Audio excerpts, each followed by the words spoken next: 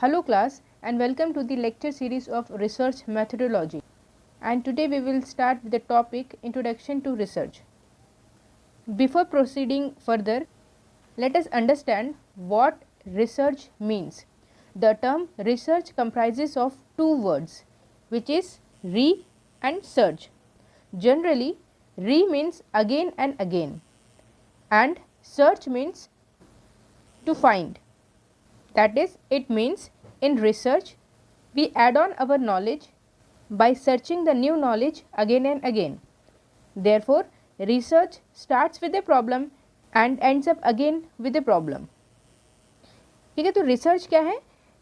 हम सर्च करते हैं पर्टिकुलर नॉलेज को और एक बार कोई भी इंफॉर्मेशन मिलने के बाद हमारी सर्चिंग वहाँ पे एंड अप नहीं होती. हम अगेन एंड अगेन उसमें ऐड ऑन करते जाते हैं न्यू इन्फॉर्मेशन को, न्यू नॉलेज को. इसीलिए कहा गया है कि रिसर्च स्टार्ट होती है एक प्रॉब्लम से और एंड अप होती है अगेन एक प्रॉब्लम के साथ. इसीलिए किसी भी फील्ड में आप देख लो, आपको पर्टिकुलर एक सॉल्यूशन नहीं मिलेगा, क्योंकि रिसर्च में हम ऐड ऑन करते जाते हैं नॉलेज को. इसीलिए टर्म यूज़ किया गया है research. Re means again and again and search means searching of new knowledge and adding that knowledge to the existing one. Therefore, we can say that research is a process to discover new knowledge. जो भी हम new knowledge add on करेंगे उसका एक systematic way होता है, एक process होता है जिसके थ्रू हम इस नॉलेज को हम एड ऑन करते जाएंगे. और ये जो प्रोसेस है या वे है, ये एक सिस्टमैटिक इन्वेस्टिगेशन होता है जिसमें कई सारे स्टेप्स होते हैं और एक प्रोसेस के थ्रू हम पर्टिकुलर नॉलेज को ऐड ऑन करते हैं हमारी प्रीवियस नॉलेज में.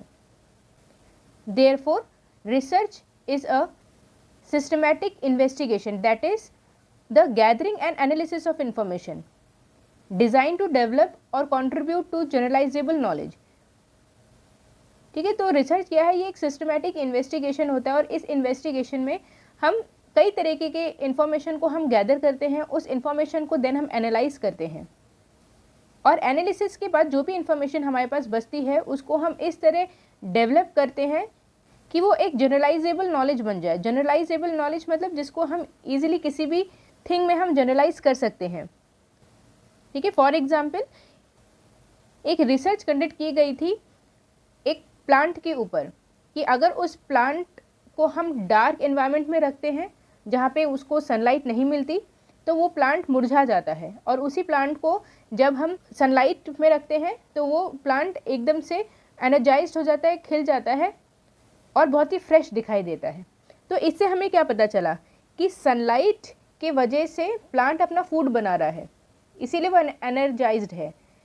और अगर हम उसको डार्क प्लेस में रख देते हैं तो वही प्लांट वहाँ पे जाके मुरझा जाता है.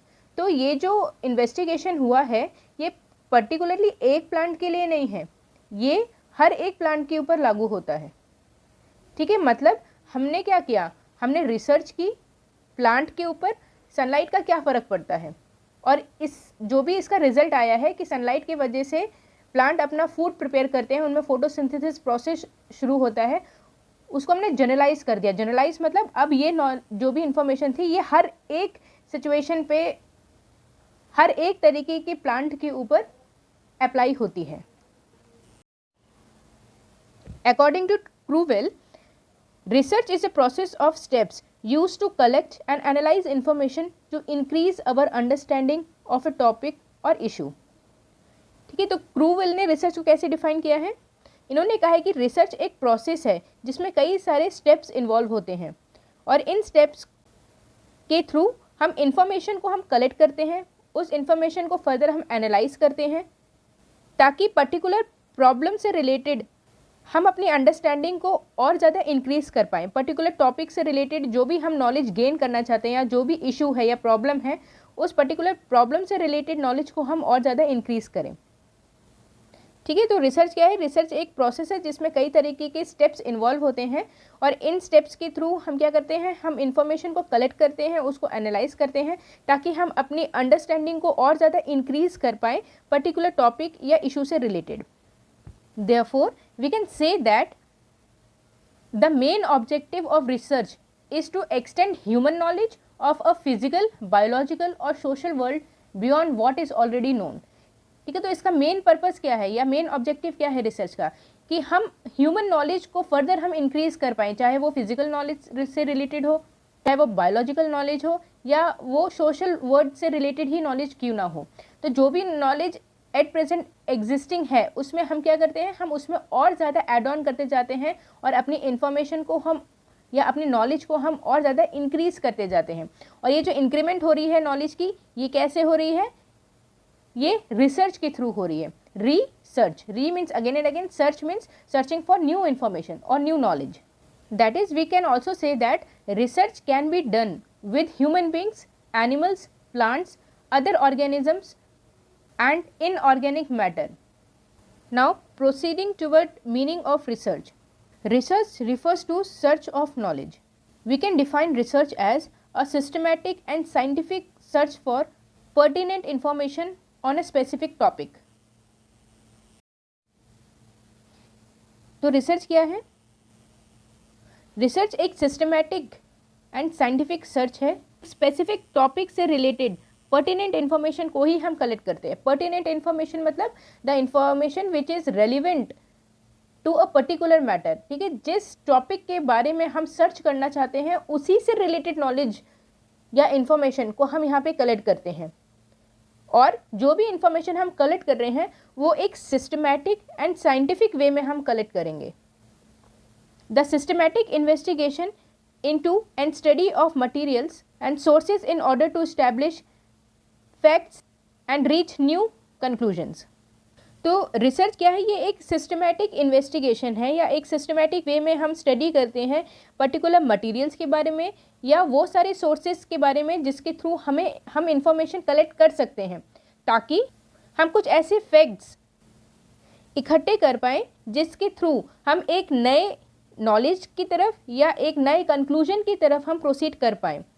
तो जो भी हमारे न्यू कंक्लूजन्स या न्यू इन्फॉर्मेशन हम बना पा रहे हैं जिसको हम जनरलाइज कर सकते हैं आगे जाके, वो कंक्लूजन या वो इन्फॉर्मेशन हमें कैसे मिल रही है, एक सिस्टमैटिक इन्वेस्टिगेशन के थ्रू मिल रही है। और ये जो सिस्टमैटिक इन्वेस्टिगेशन है उसमें कई तरीके के स्टेप्स होते हैं और इन स्टेप्स को फॉलो करने के बाद हम पर्टिकुलर एक कंक्लूजन पे या रिजल्ट पे हम रीच करते हैं। और वो जो रिजल्ट है वो पर्टिकुलर एक रिसर्च वर्क का कंक्लूजन होता है या न्यू नॉलेज होती है जो हमने पर्टिकुलर एरिया में रिसर्च करने के बाद हमने गेन की है, और जिसको केवल एक ही पर्टिकुलर एक सिचुएशन पे ही हम उसको जनरलाइज नहीं कर सकते, उस नॉलेज को हम किसी भी सिचुएशन में हम जनरलाइज कर सकते हैं। जैसे अभी मैंने बताया था प्लांट वाला एग्जाम्पल कि सनलाइट का क्या असर है एक प्लांट के ऊपर। अगर सनलाइट उसे मिलती है तो वो फोटोसिंथेसिस का प्रोसेस कर सकता है और वो फ्रेश दिखेगा। वहीं अगर उस प्लांट को हम डार्क रूम में रख दें तो वहाँ पे उसको सनलाइट नहीं मिलेगी और वही जो प्लांट है वो धीरे धीरे मुरझाता जाएगा। Therefore research is an art of scientific investigation. तो रिसर्च क्या है, it is a art of scientific investigation.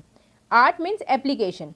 तो हम क्या करते हैं यहाँ पे, हम अप्लाई करते हैं अपने नॉलेज को एक साइंटिफिक वे में और इन्वेस्टिगेट करते हैं साइंटिफिक वे में ताकि हम कुछ न्यू नॉलेज की तरफ हम बढ़ सकें।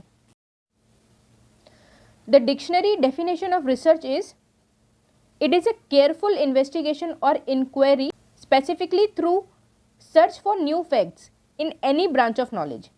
ठीक है, तो इसकी जो डिक्शनरी डेफिनेशन है वो क्या कहती है कि रिसर्च क्या है, ये एक केयरफुल इन्वेस्टिगेशन है या एक इंक्वायरी है जिसमें हम सर्च करते हैं न्यू फैक्ट्स को किसी भी ब्रांच ऑफ नॉलेज में। तो कोई भी ब्रांच ऑफ नॉलेज का मतलब यहाँ पे हमारा फिजिकल या फिजिक्स ब्रांच भी हो सकती है, बायोलॉजिकल भी हो सकता है या फिर सोशल साइंस भी हो सकता है। A general definition of research says that it is a careful consideration of study regarding a particular concern or problem using scientific method। ठीक है, तो जनरल डेफिनेशन क्या बोलती है कि रिसर्च जो है वो एक केयरफुल स्टडी है या इन्वेस्टिगेशन है किसी भी एक पर्टिकुलर प्रॉब्लम से या किसी भी एक पर्टिकुलर कंसर्न से रिलेटेड, जिसमें हम साइंटिफिक मेथड्स का यूज़ करते हैं। साइंटिफिक मेथड्स मतलब जहाँ पे भी वर्ड साइंटिफिक आ जाए मतलब वहाँ पे हम एक्सपेरिमेंट्स का यहाँ पे यूज़ कर रहे हैं और एक्सपेरिमेंट्स रिलेटेड होता है कॉज एंड इफ़ेक्ट से। ठीक है, किसके वजह से क्या होगा, कॉज एंड इफ़ेक्ट। तो साइंटिफिक मेथड जो है प्रूव्ड मेथड्स होते हैं, ये ट्रायल और एरर वाले मेथड्स नहीं होते। तो हम रिसर्च में हम हमेशा साइंटिफिक मेथड्स का ही यूज़ करते हैं ताकि जो हमारे रिजल्ट्स आए वो एक्यूरेट आए और इन रिजल्ट्स को हम नॉर्मली जनरलाइज भी कर पाएँ। According to American sociologist Earl Robert Babbie, research is a systematic inquiry to describe, explain, predict and control the observed phenomena। तो अर्ल रॉबर्ट के अकॉर्डिंग रिसर्च क्या है, ये एक सिस्टमैटिक इंक्वायरी है जिससे हम किसी भी प्रॉब्लम को हम डिस्क्राइब कर सकते हैं, उसको हम एक्सप्लेन कर सकते हैं, उसको हम प्रिडिक्ट कर सकते हैं और जिन चीज़ों को हमने ऑब्जर्व किया है उन चीज़ों को हम कंट्रोल भी कर सकते हैं। तो अगेन हम दोबारा वही प्लांट वाला एग्जाम्पल लेते हैं। तो प्लांट वाले एग्जाम्पल में हमने क्या किया था, हमने उसमें देखा था कि सनलाइट का क्या इफ़ेक्ट पड़ता है प्लांट के ऊपर। तो इस सिचुएशन को हम सिस्टमैटिक वे में हम डिस्क्राइब कर सकते हैं, हम इसको एक्सप्लेन भी कर सकते हैं, हम प्रिडिक्ट भी कर सकते हैं कि अगर हम सनलाइट देंगे तो प्लांट के ऊपर क्या असर होगा और अगर हम सनलाइट हटा दे रहे हैं, उसको डार्क इन्वायरमेंट में रख रहे हैं तो उसके ऊपर क्या फ़र्क पड़ेगा। और इस पूरे सिचुएशन को हम कंट्रोल भी कर सकते हैं, इस फिनोमेना को हम ऑब्जर्व कर रहे हैं प्लस इस फिनोमेना को हम कंट्रोल भी कर सकते हैं। Now according to Clifford Woody, research comprises defining and redefining problems, formulating hypotheses or suggested solutions, collecting, organizing and evaluating data, making deductions and reaching conclusions, and at last carefully testing the conclusions to determine whether they fit the formulating hypothesis। ठीक है, तो Clifford woody ने जो कहा है उसको हम इस डायग्राम के थ्रू हम समझते हैं। इन्होंने कहा है कि रिसर्च क्या है, रिसर्च में हम सबसे पहले डिफाइन करते हैं प्रॉब्लम को, और ज़रूरी नहीं है कि हम फर्स्ट टाइम में हम पर्टिकुलर प्रॉब्लम को हम डिफ़ाइन कर ले जाएं। जैसे जैसे हम इंफॉर्मेशंस कलेक्ट करते जाते हैं वैसे वैसे जो हमारी प्रॉब्लम है वो और ज़्यादा डिफाइंड होती जाती है। इसीलिए ये फर्स्ट स्टेप पे कहा गया है डिफाइनिंग एंड रीडिफाइनिंग प्रॉब्लम। ठीक है, पहले हमारी क्या प्रॉब्लम थी, धीरे धीरे जैसे हमारी नॉलेज बढ़ी तो हमें एक्यूरेट प्रॉब्लम वहाँ पे पता चली पर्टिकुलर सिचुएशन में। इसीलिए फर्स्ट स्टेप में आ जाएगा defining and redefining the problem. Second में आ जाएगा फॉर्मुलेटिंग हाइपोथेसिस और सजेस्टेड सॉल्यूशन। ठीक है, हाइपोथेसिस क्या है, हाइपोथेसिस में हम दो चीज़ों का यूज़ करते हैं, एक है हमारी HO that is null hypothesis और दूसरी है HA that is alternative hypothesis. तो नल हाइपोथेसिस हम बनाते हैं नल हाइपोथेसिस को रिजेक्ट करने के लिए और अल्टरनेटिव हाइपोथेसिस हम बनाते हैं पर्टिकुलर हाइपोथेसिस को एक्सेप्ट करने के लिए। ठीक है, हमेशा याद रखना HO मीन्स नल जिसको हमें रिजेक्ट करना है, HA इज़ अल्टरनेटिव जिसको हमें एक्सेप्ट करना है। तो जब भी हम रिसर्च करते हैं तो हम दो तरीके की हाइपोथेसिस बनाते हैं कि पर्टिकुलर चीज़ होगी या पर्टिकुलर चीज़ नहीं होगी। तो पर्टिकुलर चीज़ नहीं होगी वो है हमारी नल हाइपोथेसिस जिसको हमें रिजेक्ट करना है, और पर्टिकुलर थिंग होगी वो है हमारी अल्टरनेटिव हाइपोथेसिस जिसको हमें एक्सेप्ट करना है।